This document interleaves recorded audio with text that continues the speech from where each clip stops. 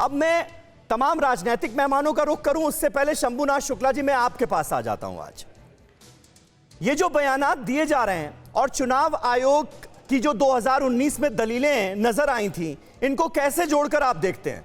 जब चुनाव आयोग को हमने इतने अधिकार ही नहीं दिए हैं तो हम फिर उम्मीद क्यों करें? ये एक्सपेक्टेशन ही क्यों रहे चुनाव आयोग से कि चुनाव आयोग कोई सख्त कदम ऐसे नेताओं के खिलाफ उठाए जो ऐसे भड़काऊ बयान दे रहे हैं? देखिए समीर भाई, जब हड़बड़ी होती है, हाँ, यानी आटे की टक्कर हो और दिखाई पड़ रहा है कि हम कैसे जीते, एन केन प्रकारेण किस तरह जीत जाए, तो इस तरह के हड़बड़ी वाले माहौल में नेता ऐसे बयान देने लगते हैं। पहले ऐसा नहीं था। एक जमाना ये था कि दोनों तरफ के नेता बड़ी शालीनता से बरतते थे, चाहे वो अपोजिशन हो या रूलिंग पार्टी। अब चुनाव आयोग की बात पे आते हैं। यही चुनाव आयोग अभी कुछ साल पहले तक 30-35 साल पहले तक कितना दबा हुआ पड़ा रहता था। सेशन कहते थे जो पांवदान था उसको मैंने सिंहासन में बिठा दिया।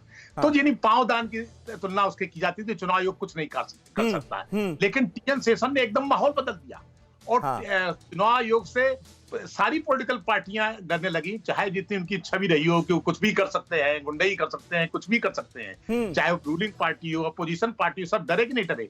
लेकिन फिर चुनाव आयोग लगता है उतना ही जैसे पहले था कि कोमल, ठीक है क्या कर सकते हैं। तो ये कोई जवाब नहीं हुआ कि हम तो कुछ कर नहीं सकते, हम सिर्फ अमान भी घोषित नहीं कर सकते। सेशन के समय भी यही सब स्थितियां थी। तो आप ये कह रहे हैं कि टीएन शेषन जैसे चुनाव आयुक्त की जरूरत है एक बार फिर चुनाव आयोग को, तभी हम कुछ उम्मीद करें। बहरहाल अनिला सिंह हमारे साथ मौजूद हैं भारतीय जनता पार्टी से। अनिला जी, क्या वजह ऐसी आन पड़ती है ऐन चुनावों के वक्त कि जमकर हिंदू मुसलमान भी होने लगता है और ऐसे बयानात देने की जरूरत पड़ जाती है? अब योगी आदित्यनाथ कहते हैं कि 10 मार्च के बाद मैं गर्मी शांत कर दूंगा।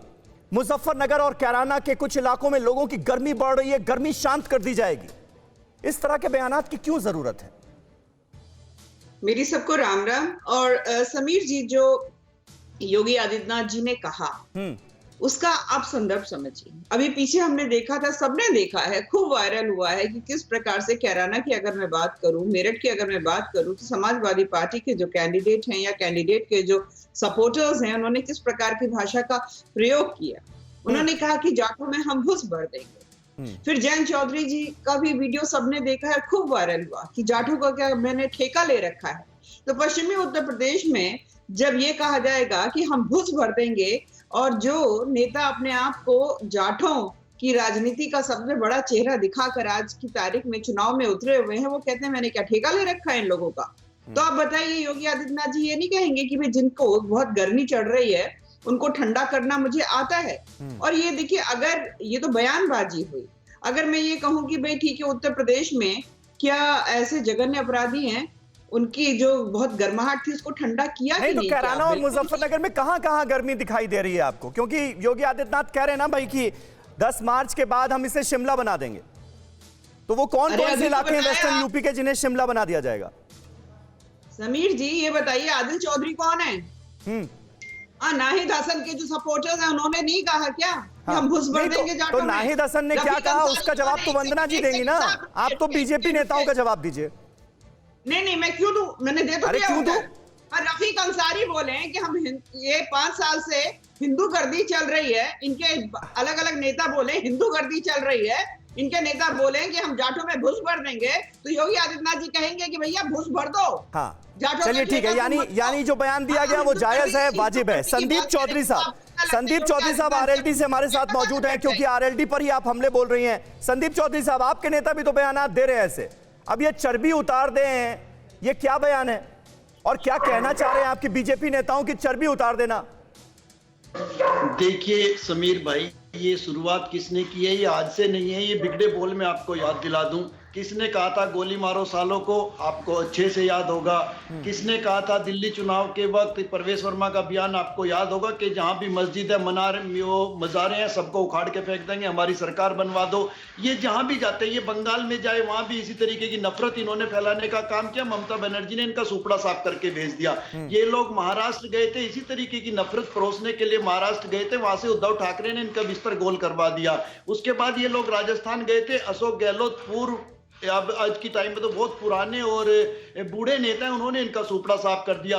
और तो और दिल्ली में एक छोटे से जो एक अरे संदीप चौधरी जी, आप अपने नेताओं की बात कीजिए ना, वही सवाल मैं यही मैंने अनिला जी से भी कहा, यही आपसे भी कहूंगा।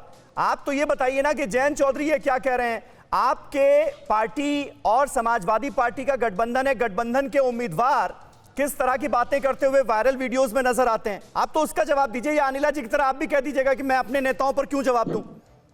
नहीं नहीं समीर भाई, मैं आपको बता दूं, देखिए ये कहीं भी ऑथेंटिक नहीं है कि वो जो इस तरीके के बयान दे रहे थे वो समाजवादी पार्टी के कार्यकर्ता थे। ये एक सोची समझी साजिश है। आपको भी पता है इलेक्शन के टाइम पे इस तरीके की चीजें, इस तरीके की वीडियो ये लोग निकाल कर लाते हैं जो जेवर एयरपोर्ट को, चाइना के एयरपोर्ट को जेवर का बता सकते हैं। नहीं तो संदीप चौधरी, बाबा को ठंड लग गई है, वो कंबल ओढ़ लें, कंबल ओढ़कर मठ में बैठ जाएं, ऐसे वोट करो कि बीजेपी नेताओं की चर्बी उतर, ये सारे बयान आपको ठीक लगते हैं क्या? ये ठीक लगते हैं क्या संदीप चौधरी? आज की तारीख में उत्तर प्रदेश में हिंदू को खतरे में बताएंगे, लेकिन हकीकत ये है हिंदुस्तान को इन्हीं लोगों से खतरा है। आप ये देखिए, जब हमने हिंदुस्तान के लोगों ने फूल का बटन दबाया, उस टाइम 35 रुपए या 40 रुपए डीजल था, आज 100 रुपए हो चुका है। उस टाइम गैस का सिलेंडर 200 या 250 रुपए का था, फूल का बटन दबाया, आज 1000 रुपए का हो चुका है। हर चीज इनके कंट्रोल से बाहर है, तो जरूरी है कि भाजपा का सफाया होना है।